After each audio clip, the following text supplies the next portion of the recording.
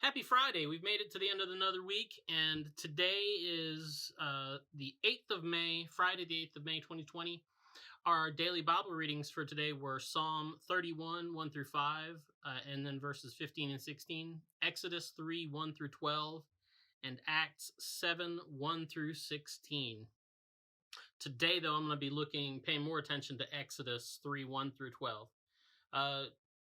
This text makes me think of probably the greatest quote, one of the greatest quotes that never were. There were a lot of them, but this is probably the greatest quote that never was attributed to John Wesley. And that happens a lot with famous people.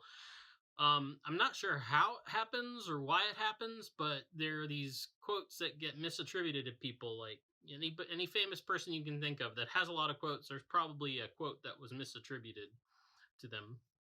And we're not really sure where they came from. And it may have been that they said it at some time. It's just they never wrote it down themselves or admitted to it. But I hate to break it to you. John Wesley never said, "I set myself on fire and people come to watch me burn," or any version of that, or "set yourself on fire and people will come for miles around to watch you burn." Apparently, he never said that.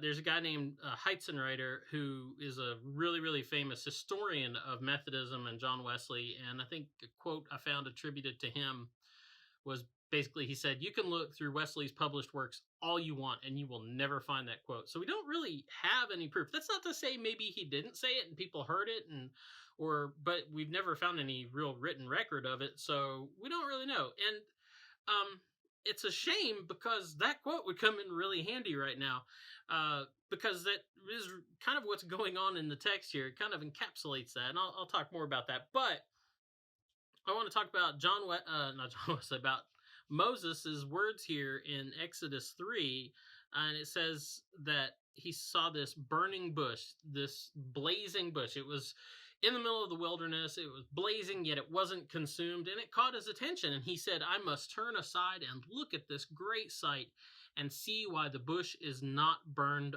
up." And that's Exodus 3:3.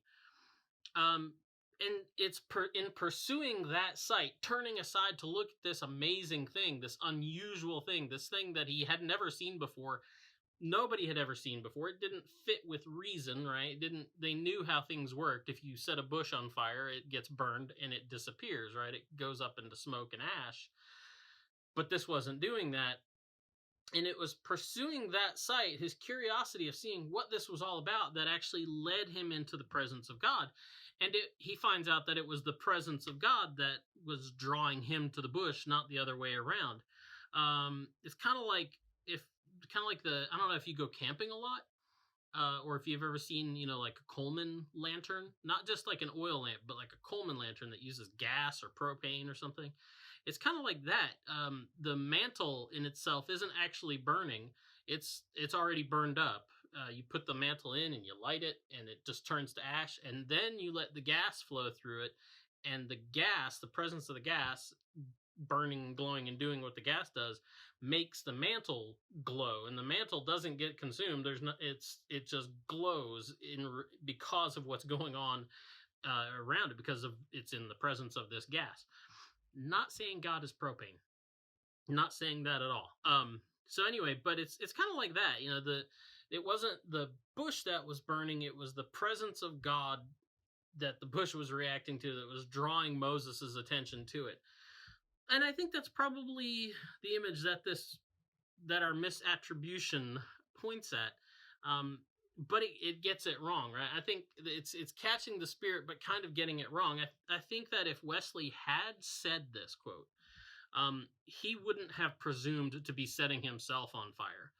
I believe that John Wesley knew that it was the presence of God, the presence of the Holy Spirit, that drew people to his church, that's what made people turn aside to look.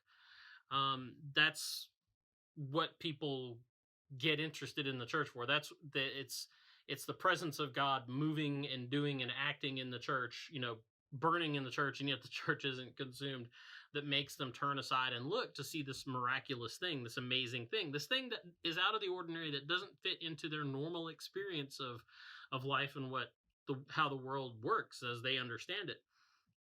which kind of leads to a thought that in today's time, if people aren't turning aside to look at the church, look at this burning bush that we call the church, maybe it's because there's nothing to see. And I'll let you figure out the rest of that for yourself. Anyway, it's Friday. Have a great weekend. We'll still have the daily Bible reading scriptures up on Saturday and Sunday, but I'll see you on Monday. Have a good day.